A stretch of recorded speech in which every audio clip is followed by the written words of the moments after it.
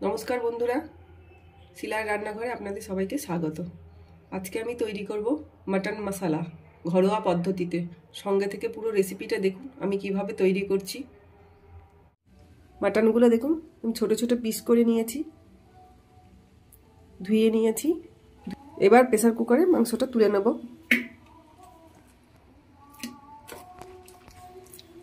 আজকে প্রেসার কুকারে মাংসটাকে ম্যারিনেট করে নেব। লবণ দেব পরিমাণ মতন, হলুদ দিলাম পরিমাণ মতন, সর্ষের তেল দিচ্ছি পরিমাণ মতন, লাল লঙ্কার গুঁড়ো দেব পরিমাণ মতন, খুবই অল্প দিচ্ছি। রংটা সুন্দর করার জন্য কাশ্মীরি লঙ্কার গুঁড়ো দিচ্ছি পরিমাণ মতন।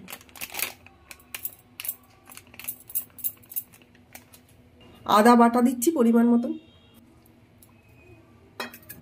রসুন বাটা দিচ্ছি পরিমাণ মতন। সব কিছু দিয়ে এবার প্রেসার কুকারের মধ্যে ভালো করে মাখিয়ে নেব।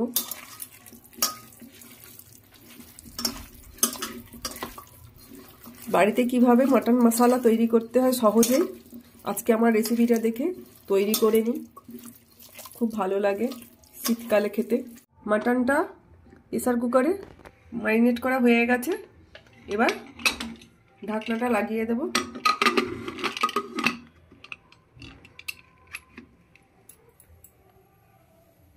চারটে সিটি দিয়ে নেব।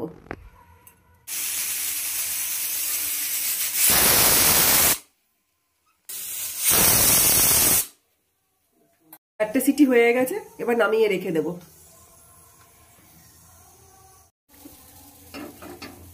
কড়াটা বসিয়ে দিলাম। মাটন মশলার জন্য একটা শুকনো মশলা তৈরি করে নেব। পরিমাণ মতো লঙ্কা দিয়েছি, শুকনো লঙ্কা। লঙ্কাটাকে শুকনো করে আগে একটু ভেজে নেব।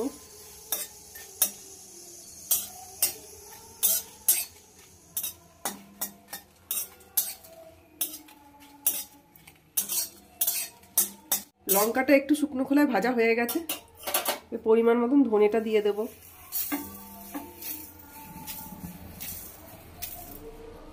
জিরেটা দিয়ে দেব।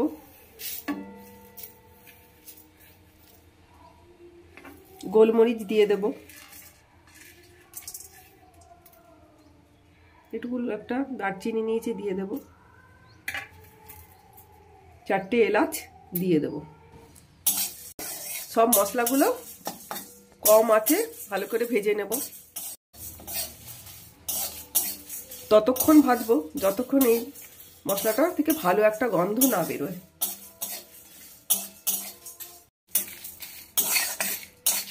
মশলাটা ভাজা হয়ে গেছে, সুন্দর একটা গন্ধ বেরিয়েছে। এবার এই মশলাটাকে নামিয়ে নেব। মশলাটাকে এবার ঠান্ডা করতে দেব। কড়াইটা আবার বসিয়ে দিলাম। এবার সর্ষের তেল দিয়ে দেবো কড়াইতে।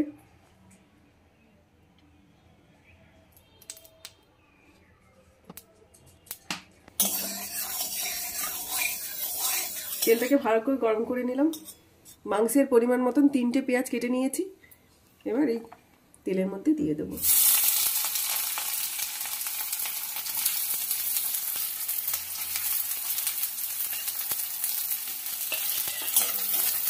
পেঁয়াজটাকে একটু লাল লাল করে ভেজে নেব।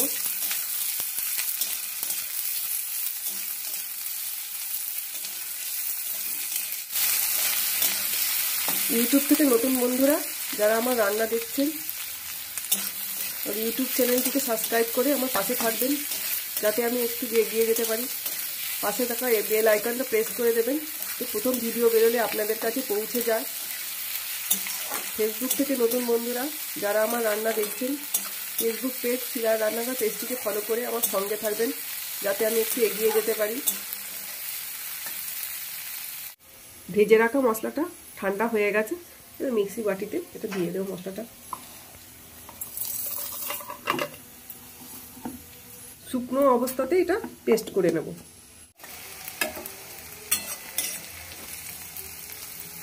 পেঁয়াজটা একটু লাল লাল করে ভাজা হয়ে গেছে। এবার কেটে রেখেছি দুটো টমেটো দিয়ে দেবো এর মধ্যে।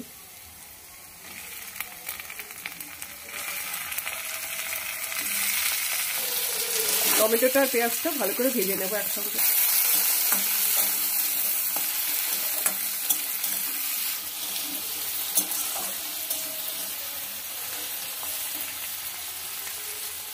টক দই নিয়েছি পরিমাণ মতন, এটাকে ফেটিয়ে নেব ভালো করে।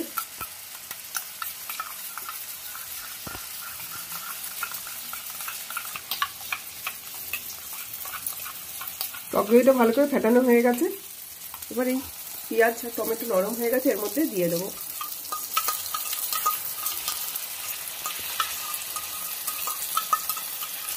আবার সব কিছু দিয়ে ভালো করে কষিয়ে নেব।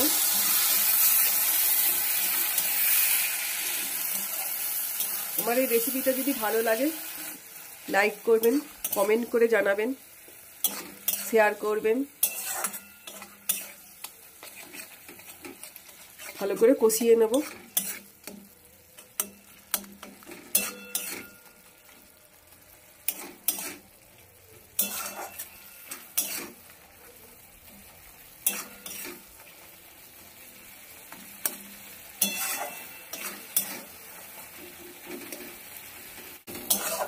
টমেটো, পেঁয়াজ, টক দই দিয়ে সব কিছু দিয়ে ভালো করে ভাজা ভাজা করে নিয়েছি। এবার গুঁড়ো করে যে মশলাটা নিয়েছি মিক্সিতে, ওটা দিয়ে দেবো এর মধ্যে।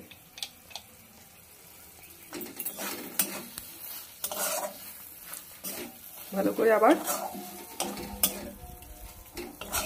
ভাজা করে নিচ্ছি।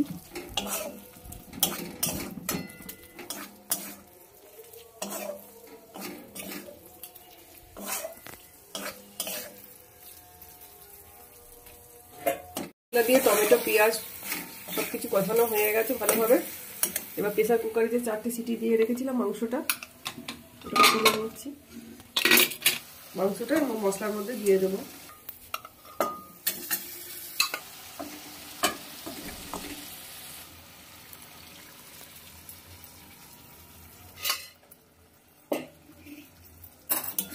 এবার ভালো করে মাংসটাকে এর সঙ্গে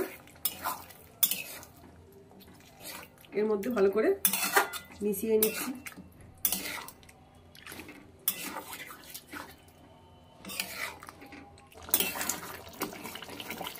মশলার সঙ্গে মাংসটাকে ভালো করে মিশিয়ে নিলাম। এবার এটাকে 7 মিনিট লো ফ্লেমে সেদ্ধ করে নেব।